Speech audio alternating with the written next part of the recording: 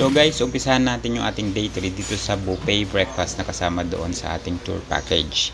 And around 8 AM, dumating na yung aming tour guide para sunduin kami at dalihin doon sa may naka-schedule na underground river tour. Dito nga pala sa may biyahe papunta ng underground river, since mahaba, meron silang stop over para doon makapag take ng merienda or anything, at saka makapag CR, and napakaganda rin ng view. So tingnan nyo, ito siya, so sulit din.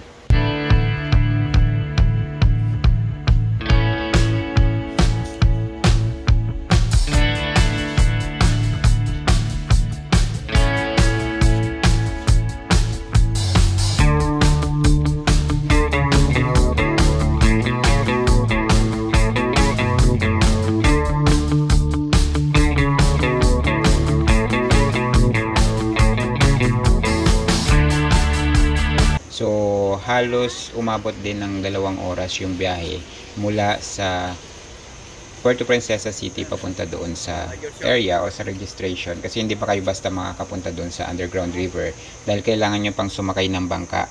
So magwe-wait pa rin kayo ng call kung kayo na ba yung naka-schedule, kasi mag-assign pa sila ng bangka.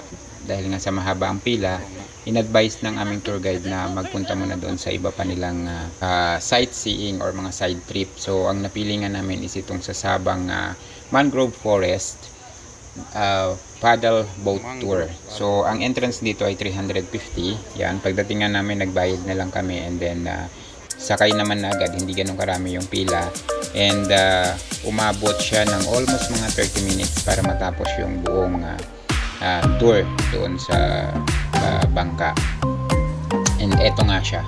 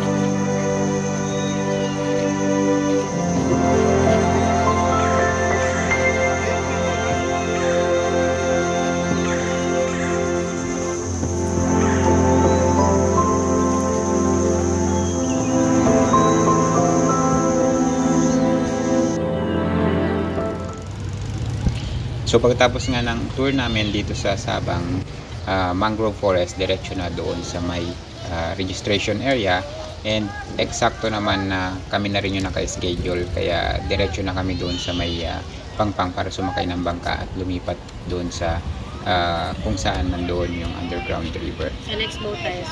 Okay. Ang ganda ng ano doon, yung bakawan. May mga ahas pa. May ahas.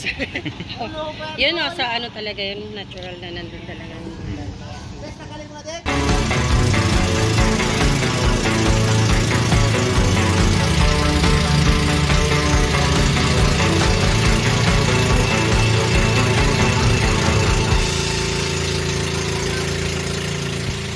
So halos 20 minutes yung inabot ng biyahe mula doon sa registration o sa Pampang papunta doon sa may underground river na area.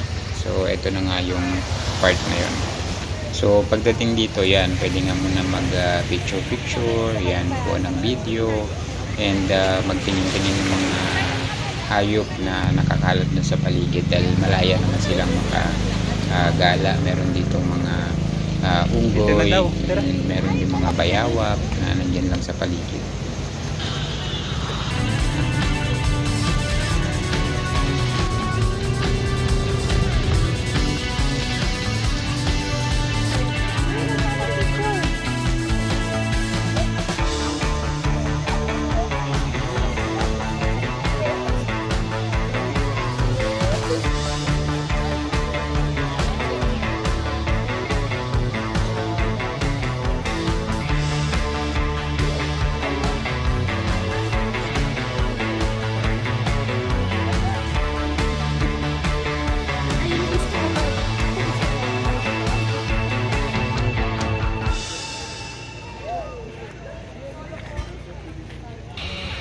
pagkatapos ng halos isang oras na paghihintay, nakakuha na rin kami ng bangka para pumasok doon sa underground river. So tara guys, pasukin na natin itong kuweba.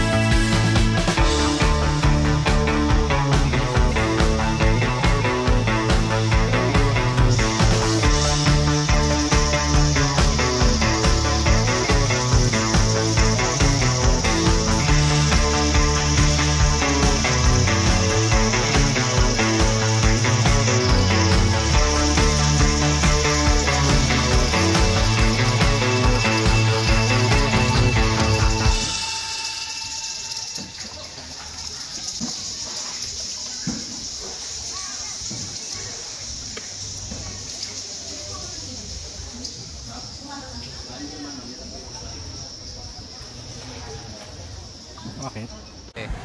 And finally, after nga nung tour natin dito sa underground river, diretso naman tayo doon sa naka-ready na buffet lunch. At dito matitikman, meron din silang siniserve kasama doon sa buffet yung Mahaba-habang tamilok.